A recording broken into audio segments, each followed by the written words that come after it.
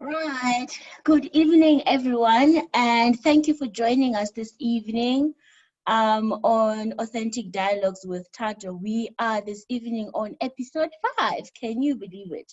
And today we are talking about a very important but a little bit tricky subject, as you know, with most of the subject.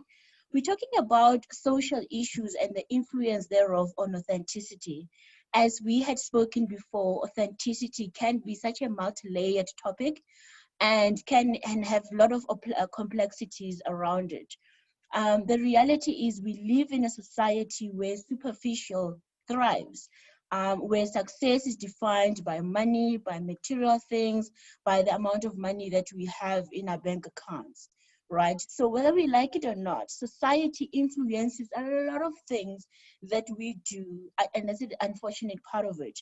It can also impact our ability to remain true to ourselves and living a true authentic lives, authentic to ourselves, a core to our values and to who we truly are.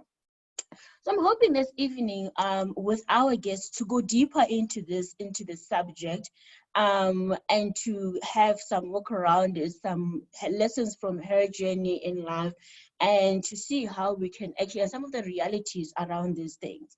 So this evening, joining us is one of my adopted sisters. You know, I absolutely love adopting people. Somebody that I absolutely believe embraces authenticity in everything that she does. I've seen consistently ever since I've got the opportunity to know her. And somebody who's not compromising about her authenticity and what the stuff that she absolutely believes in. But this is somebody who's also exposed to many societies in the many roles and jobs that she does. So she's gonna share with us all the stuff that she does now. She wears many hats and she is just a phenomenal, incredible human being. So Ostips, I call her Ostips, Tibelo Mokema. Welcome to Authentic Dialogues with Tato, and thank you so much for making the time to join us this evening. Thank you, Tato. It's really my pleasure to be part of your events and your sessions. I'm really excited about today. Great stuff. So just a quick introduction, and I'm going to invite her to co-introduce herself with her. I mean, with me.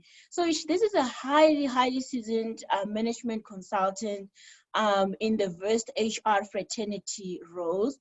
She's a leadership coach and facilitator, and as well as a Bitcoin.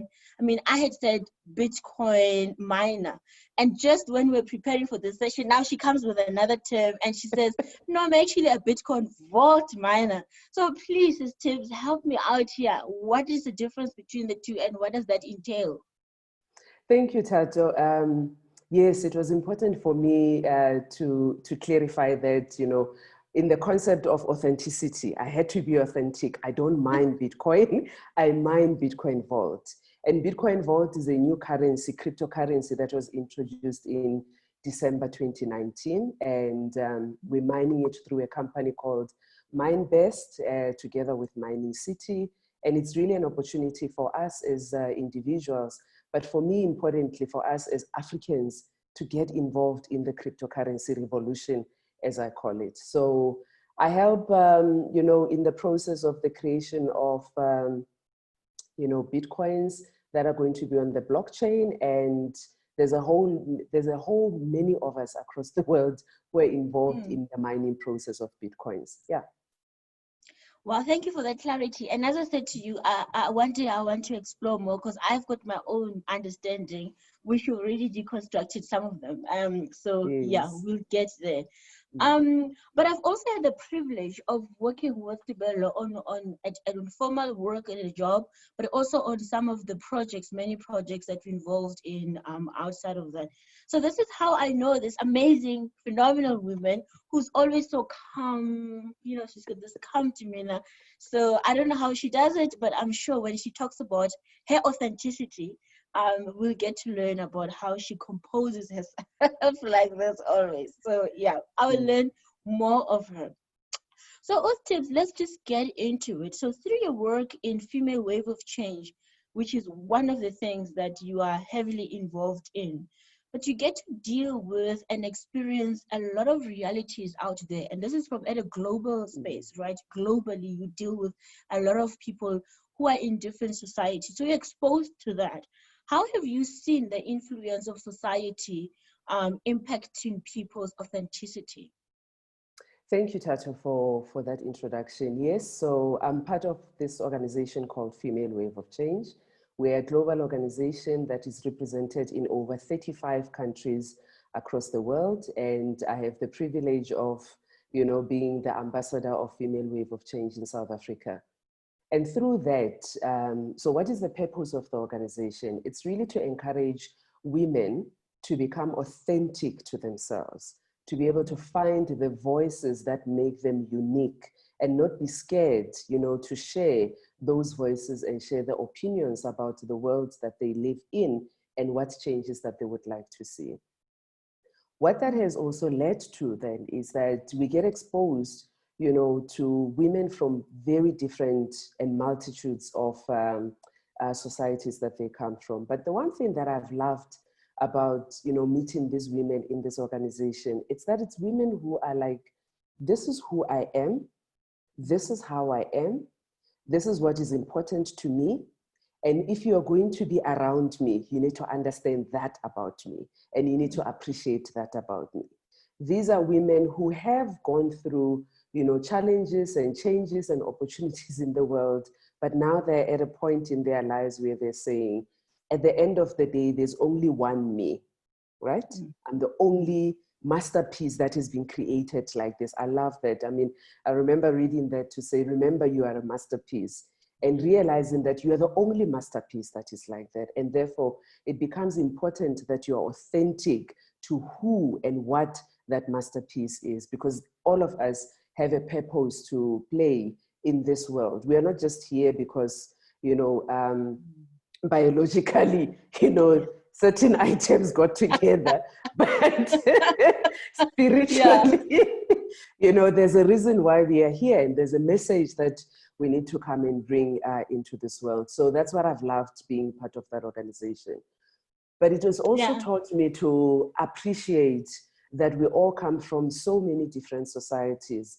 And right now, the society, it's about learning to appreciate the societies that people are coming from.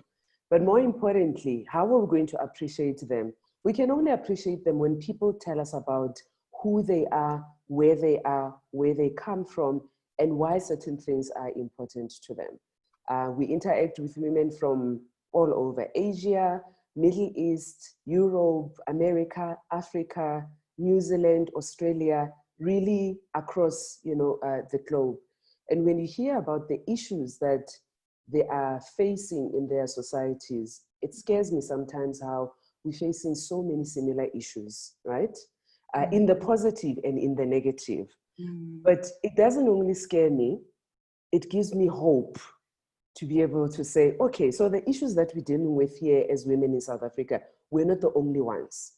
And I mean, even at the granular level, when somebody tells you that in my home, this is how we do things, you realize, but that's how we do things as well in our homes. And this is the role that I play when I'm at home, and that's the role I play when I'm at work.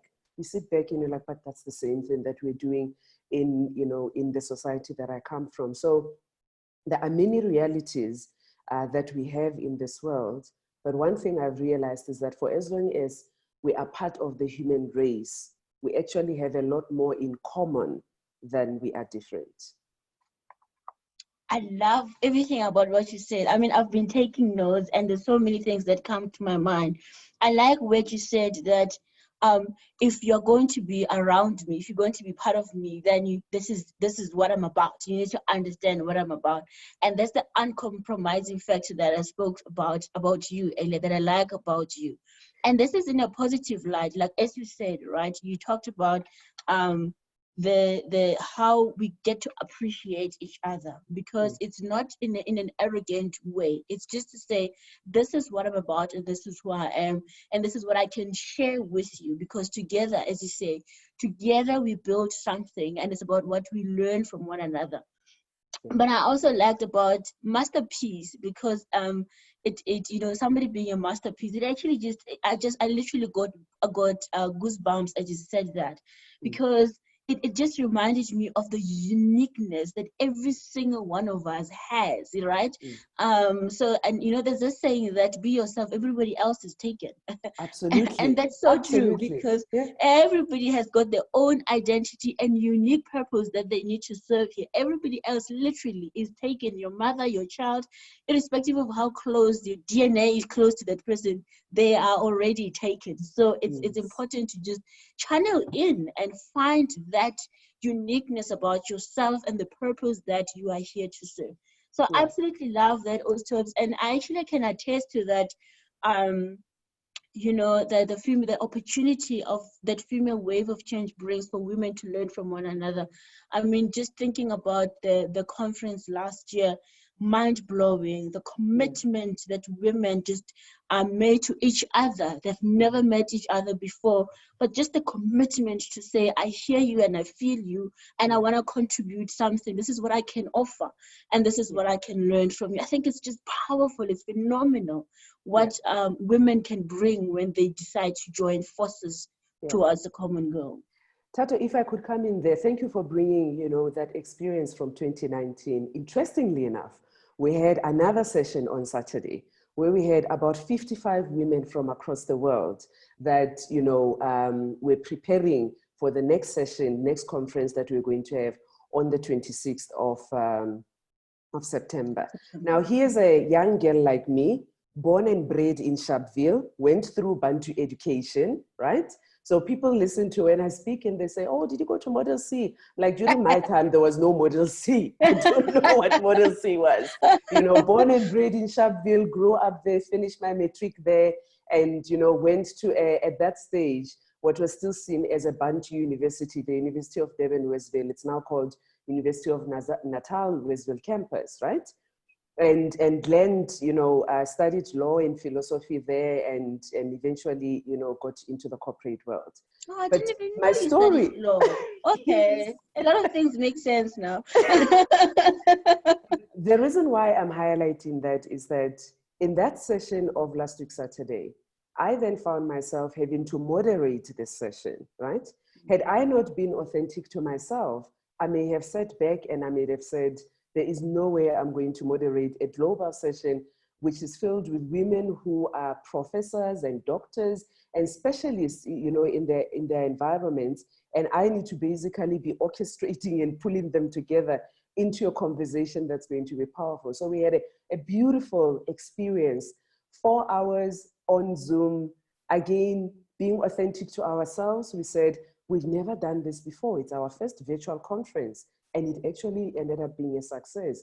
So what I'm saying about, authenticity is that in that opportunity of being a masterpiece, it's also about realizing and finding opportunities that are going to be presented to you, right? And you could step back and say, sorry, this is not my platform. Or you could step back and say, hey, hold on, I'm going to take over this opportunity and I'm going to make the best of what I can with it. And in the end, you learn, other people learn, all together, we end up having a wonderful learning experience. So yes, the authenticity for me also comes in the ability. I mean, look at yourself. The fact that you said to yourself, you know what, I want to have authentic dialogues with women from across the world. Somebody could have said and looked at you and said, Tato, what are you talking about? What do you want to achieve? Are you really going to be able to do that? But you stood in your ground and you said, yes, this is a vision I have, and I'm going to go and pursue the vision. So for me, that is being authentic to yourself. Wow, thank you for that. Now, speaking of going back to, you mentioned something that is actually coming to the next question around where you grew up, doing Bantu education and all of that. As we mentioned, that societies that we live in fundamentally or largely shape how we show up, how we turn out actually as adults and stuff. So they shape that, they influence that to an extent, right? So how does that influence add a layer of complexity in one retaining and living out their authenticity?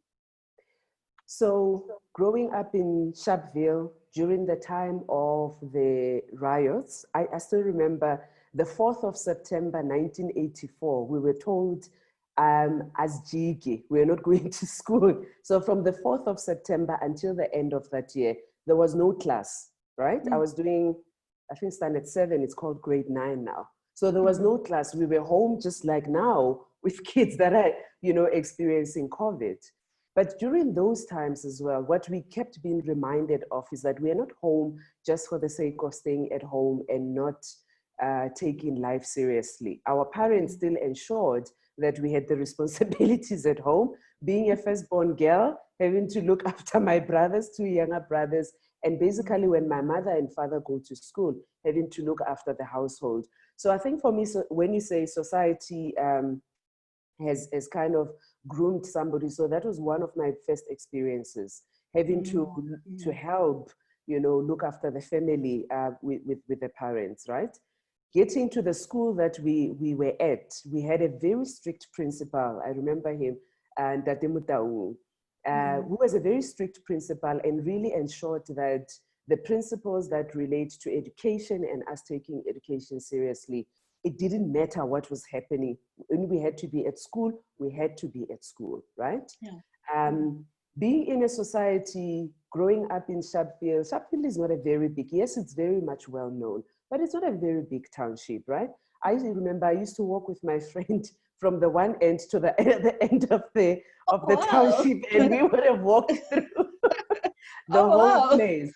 But in doing that, you then get to see the different influences that are there, because the one section of the township, you experience certain lifestyles, in the other section of the township, you experience certain lifestyles. But the one thing about growing up there that I think a lot of us who grew up during that time, that we were very clear about, is that we were not going to continue living in the kind of society that we grew up in.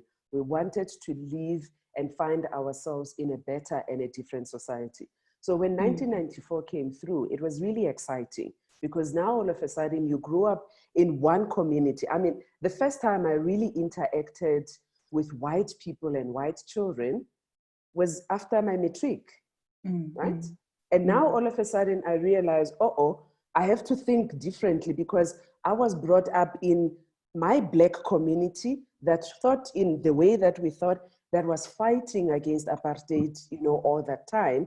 But now all of a sudden I am exposed to Indians, to coloreds, to white people, because we're in class together, we are learning together, and I have to now shift my mindset in terms of recognizing that, hold on, we are so, different, and yet we are here for a common purpose, which was to get our education so that we can be able to get to a better society. So all of those things, as you continue living and continue working, they keep coming back. You find yourself in a situation, and then you remember and you sit there and you're like, why am I feeling like this? Either I'm feeling happy or not happy.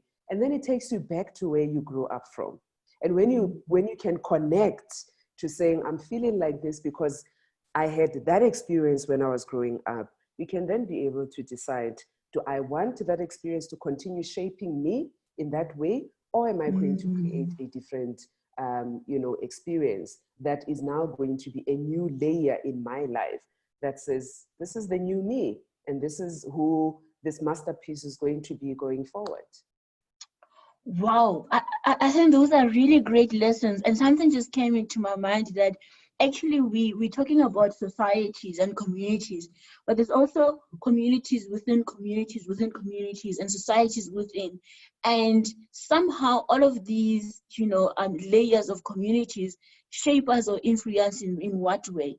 And what I'm hearing you say is, ultimately you need to make a decision to say, with all these influences, this is how I'm defining myself, and this is my truth, and this is how I'm going to live my truth. Yeah, how would you say, so from yourself, I mean, you made such a nice example of in the South African context about the apartheid era. So you obviously had your little community, which was your nuclear family, your parents and your brothers, and then there was in the Sharpeville, and then in South Africa, and then you had to go to to Durban, right? And then you interacted with all these people for the first time. How was, and I know you said now you had to look at it differently, and you started to say, this was my narrative then, this is my narrative, and this is how I'm going to allow, not allow it to influence how I'm showing up today. But how has those evolved, or move from one small community? How has that influenced you, or even affected your thinking, and how you relate with other people, and how you remain true to yourself, most importantly? Tato, thank you for that question. I think the key thing that's come through in my life is been understanding and appreciating the diversity of people, right? Mm-hmm. Diversity of people in terms of race, color, gender. And in my later years, the diversity of people in terms of thought, in terms of experiences. When you find yourself getting into leadership positions, and now all of a sudden there's a team of people that you're leading, and as you engage with them, you start realizing that these people have different, experiences and skills that they're able to bring, into the space. I'll come back to that thought. So, in 2012, I found myself living in Morocco for a period of about, 6 months, and just because I went in there because of work. The one thing I appreciated about that community, which I wish we could do, as South Africans, is the pride they have in their own history, the pride they have in their own society, in the way they do things, in their language. I got to that country, I knew very little of French.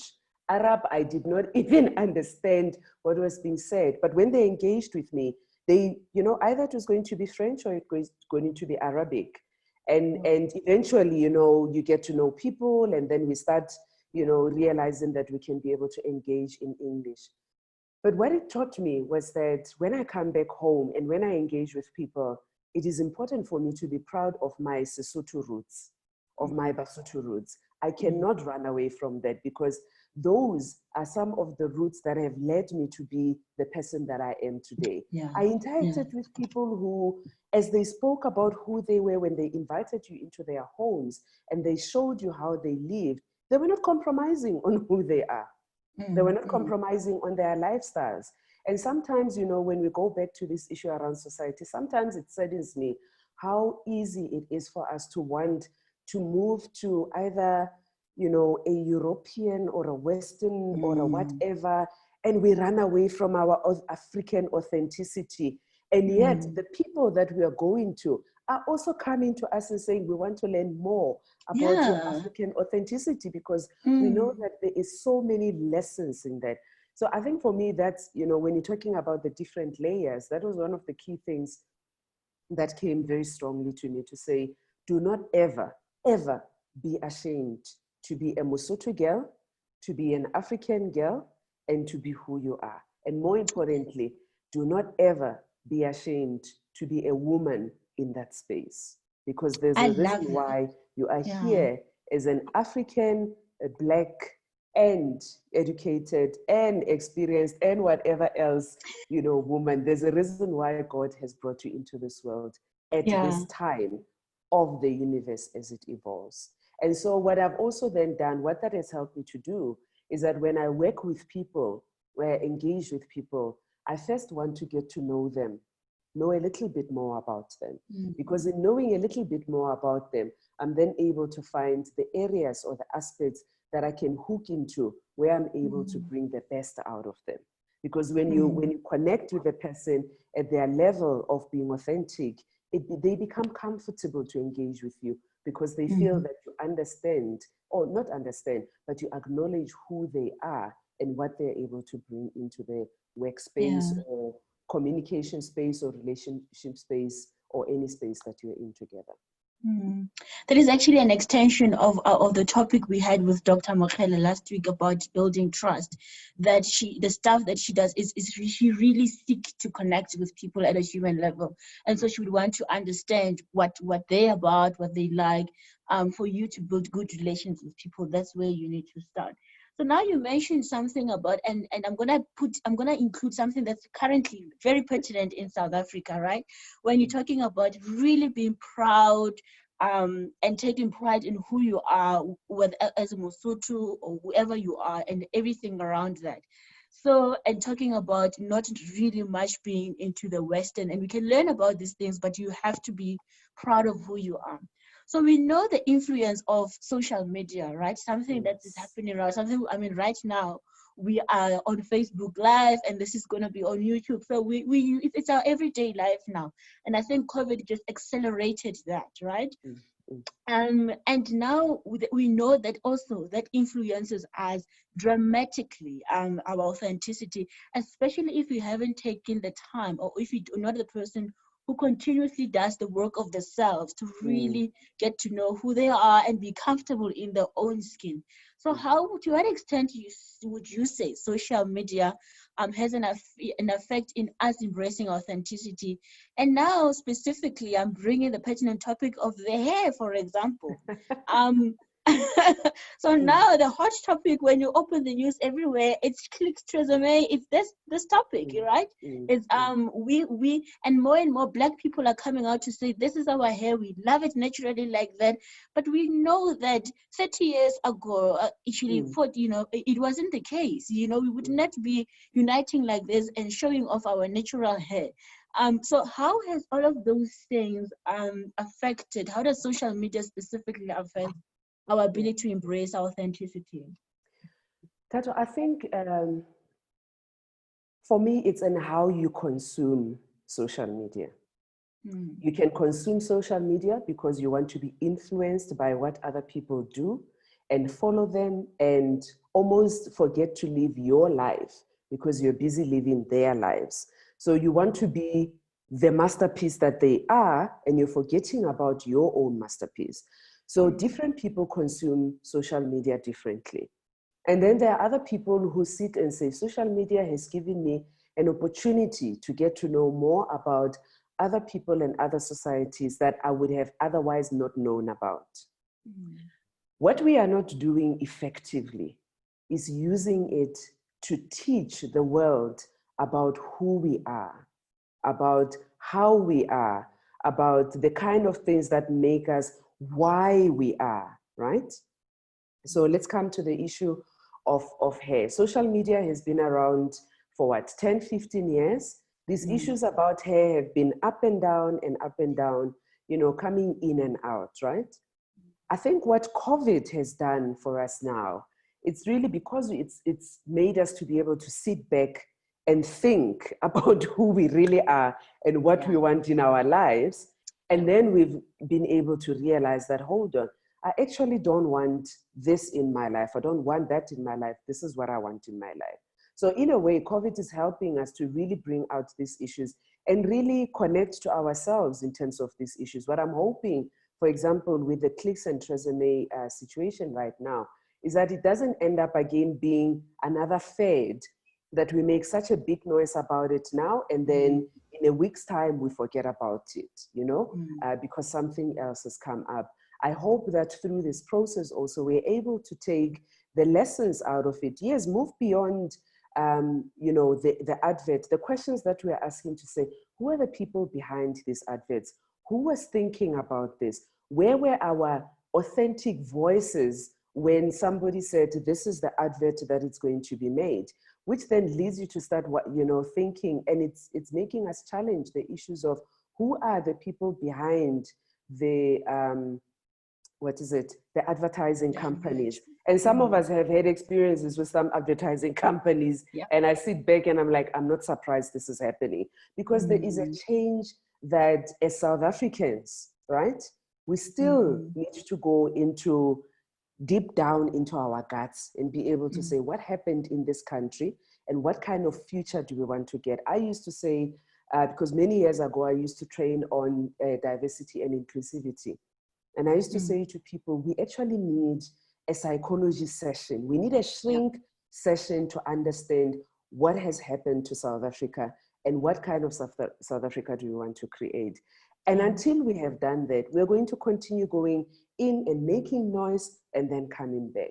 What I like though about what we are now seeing about how people are using social media as well is you are having certain sectors of the society that have moved beyond the fads, the, you know, fancy people, the whatever, that are going into the meat of issues to be able to say, yes, we see the clicks and resume issue, but let's go back and reflect on ourselves as a society. Because what is happening there, what the people, remember, companies are not made by policies or procedures. Companies are made by people. So if we get to understand that what is happening in those companies comes from a certain way of thinking that is either there, people are very conscious of it, or they are not conscious of it, then we can be able to say, how do we move on so that we don't find ourselves in this situation again? I mean, I've been having dreadlocks since the year 2000. I can still be fighting and answering questions, why I'm having dreadlocks, why is my hair like this? No, really, I don't get to ask other people about their hair. So why are you busy asking me about my hair? It is part of who I am. It is part of my authenticity. When you accept me, you accept me with my hair. When I accept you with your hair. Absolutely. And it actually takes me, I'm smiling because it takes me to one of the leaders in one of the organization I worked for when I had my little afro, and he seriously had issues with my hair. And he would say, you know, Tato, I think this thing, you guys are making it a fashion, but you're actually not combing your hair. And I said, but who said I must comb my hair? Who made that rule? You know, and I said, I don't want to, I will wear my hair exactly the way I want to, you know, and I think that debate, and it's exactly, I feel comfortable in that, and it's about imposing things on people. But I think something that you said is absolutely right. As human beings, and I'm not even going to South Africa. South Africa might have, you know, ignited this thing, but I think we have layers and layers and layers of things that we are carrying, and sometimes, you know, snippets of them come out, and like this clicks and resume thing. So what I'm hearing you say is these are the things that just should be triggering important dialogues and conversations that we ought to be having. And these dialogues, we need to have them with a meaningful and intent of really radically dealing with some of the past issues that we haven't faced. Sometimes it's difficult to have those tough conversations that actually need to happen for us to move forward, to move past the stuff that we've buried and we put in the hedge in the past, but they keep on just creeping up because we haven't properly dealt with them. So that psychology session, I believe we need millions of these psychology sessions at different levels. Remember as well, we all don't know the full history of our country as South Africans, right? I know the little bit that I know because of where I come from. Somebody who grows up in an Indian community, they know the little that they know because of that. Somebody who comes from a white community, somebody who comes from a colored community. Let's also acknowledge that in our country, a lot of this history has either been bent or it is being buried. So when these snippets come up, right, they remind us that we know the bit that we know, we don't know the integrated picture. So it's like a puzzle. South Africa is a puzzle. So I know my corner of the puzzle, you know your corner of the puzzle, somebody knows their corners of the puzzle. Nobody knows the whole puzzle together. And we know the history of how information, you know, got to disappear in our country, and a whole lot of those things that, yes, you know, we won't have time to be able to go into. But the point that I'm making is this. When we acknowledge that we come from different backgrounds, and those backgrounds don't necessarily also have the full information, then we can start saying, how then do we create our own new full information, you know, going forward? And that information also then comes to the issue around the language that we use, right? Because the language that we use also impacts on how we create the societies that we want to have in the future. So I always challenge, Female Wave of Change got me to start thinking, to say, as mothers, as sisters and aunts, what is the language that we're allowing our children to use as they grow up? What is the language that we keep asking them when they make a comment about a girl, when they make a comment about a woman, when they make a comment about an older person or a person with a disability? what are we doing as mothers and as aunts to be able to help shape that language? Because if we just keep quiet, they're going to go and talk in society, and then they come back and they are shocked to say, but mom, I always say this at home, and I said it somewhere there, and people got upset with me. It's because the role that we have as parents, and especially as mothers, you know, some of us have not played it to the extent that we need to be playing in terms of helping our children shape the right language for the future. Wow. And it is indeed I mean, when we're talking societies, whether it's in social media or in our small family and communities, language is that tool that we use, whether it's verbally or written, but it is a powerful tool that we use that can influence things for the better or destroy. So I actually agree with you that we need to be very intentional and careful about the language that we use. Are we building in the language that we use, or are we destroying? And it goes back to emotional maturity when we're dealing with such issues, especially such issues that we're dealing with. I mean, somebody can just say, come on, it's just hair, get over yourself. But we know we know that it's got so many deeper connotations. It's deeper.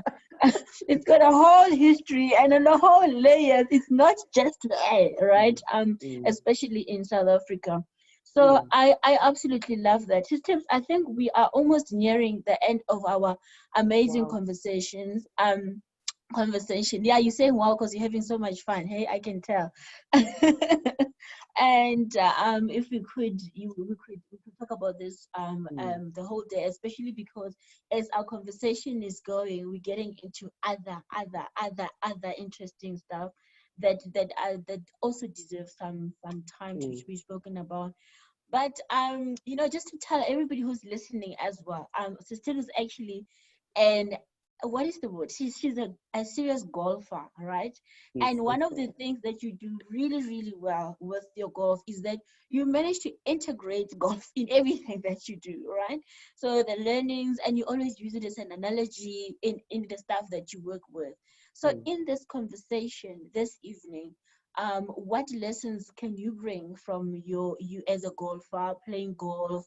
I know for sure that your calm demeanor is definitely from there, and you might have been born like that, but I think it's yet accelerated by playing golf, because I have seen you and I in in extreme pressures, and I would just like and you know, you remain calm. So please share with us some of the lessons that, as you think about this topic and the stuff that we spoke about today and stuff that are still lingering in your mind, how are you connecting that to your golf experience? One of the things people have always said to me is, oh, so you should be getting lots of business deals on the golf course. And I laugh and say, actually, that's where business deals get to be broken. Oh, because okay. this is where I really get to see your character, and you really get to see my character, right? Because in my space of me playing golf, I'm so comfortable in my skin with myself that I'm either going to bring the positive side when I'm playing well, or I'm going to bring that other side which I thought I was hiding, but now it's coming out because I'm not playing well. So I've always, and I've seen this a couple of times where actually deals get broken because we were about to close the deal and then we go and play golf. And then I see another side of you and I'm thinking there is no way I'm continuing to do business with this person. So that's been a very important thing for me. And that's why when I play golf, I mean, when I play with my friends, they say to me, you are so calm on the golf course. I said, but what else am I going to be doing? I know what I need to be doing when I'm on the golf course and how I need to play the game and how I need to respect other people as well that I'm playing with. So there's no really need for me, you know, to get upset. So I think the one thing for me, I really learned it very early in my years of playing golf, is that if I really want to get to know somebody's character, I'll take them to the golf course. So anyone who's listening here that plays golf with me, I won't be watching your character. We can still be able to enjoy the game together. The truth That's is number out. one. Number two has been the issue around when I play golf, it's around committing to something, right? Because as I've said in the past, when I commit that I'm going to play golf tomorrow, I know the time when I'm going to start playing, I know how long it's going to take, I know that when I'm playing golf, there's going to be good and bad, shots that I'm going to be playing. But I also know that once I've committed to playing, I have to finish the game. Mm-hmm. So what it has taught me is that if there's something that I really, really want to do, and I'm clear that I'm committed to doing it, when I start it, I need to be able to finish it. And if I can't finish it, I then need to be able to hand it over to other people that can be able to finish it. So that sense of commitment I got for me from golf, because once you are on the first tee, right, you need to be there until you finish on the last shot. You can't just halfway, unless if there's an emergency. Yeah. But you can't really just walk off the golf course because I don't like it, or I don't like the people that I'm playing with, or whatever it is, that is happening. Which is why sometimes we get crazy as golfers that it will be cold and it will be raining, and all we say is, guys, there's no lightning, right? So we're continuing. So the commitment, the learning about characters, but also learning that, realizing that I learn every day. So every time I play a game, there's something new that I learn about myself. There's something new that I learn about the game. And am I going to integrate it into my game in future? Yes. If it is good, if it is bad, I need to learn how to disintegrate it into my game. And there are so many other lessons, and keeping your head down, basically saying, focus on what you're doing. And so my last point around golf has been, we live in this moment. So the shot that I'm playing right now, this is the only shot I will ever be able to play in this moment. Because the shot that I played 5 minutes ago, it's gone, so coming back. I don't know the next shot that I'm going to be playing, but I know this one that I am playing right now. So I have to be in this moment at this time. Wow. Those are really incredibly powerful lessons. And you know what I, when I'm saying that every time you learn something new about yourself in the game, it's true, because I've heard you, I think, on 2 occasions linking the lessons from golf or marrying something that you do with golf. And these ones, I think, with the exception of one, is the first time I'm hearing them from you on all 3 occasions. So indeed, it looks like it's really incredible lesson. So thank you so much for sharing that with us. We have come to the end of our conversation this evening. I just want to, close by saying that when somebody expresses themselves, when you express yourself authentically, you really share your real thoughts and feelings in a way that opens up possibilities, in a way that opens up good relations with others. So even in most conversations, it really does create that opportunity. It is sometimes the most difficult, messages, right, that we need to send through. But for me, if you embrace authenticity and all the lessons that we've learned today, that can open up great possibilities if you just remain authentic and considerate and thoughtful of other people. So if shared in a very thoughtful and compassionate manner. So I think compassion is one of the things that are really important as well. So with those closing remarks, I would like to, once again, Systems, thank you so much. It has been an absolute pleasure. And I'm so grateful that these sessions are recorded, because I'm having so much fun. I think I've missed out on some of the key things. Yeah. And I want to go back, and listen to it again and just, take those insights and wisdom that you've shared with us. Thank you. Yeah. It has been an incredible evening. I wish we could talk some more, but, it can only be up to some time. And I hope everyone who's been watching has enjoyed as well. We will find other places where we will continue with the conversation. All I will say to you is enjoy each and every moment that you're in. And remember, you are the only masterpiece. There is no one else out there like you. Thank you so much, Thato. And may you continue to grow and prosper in this journey as you go forward with it. And may the grace of the Lord be upon you in everything that you do. Thank you, my love. Thank you so much. Thank you. I appreciate it. Okay.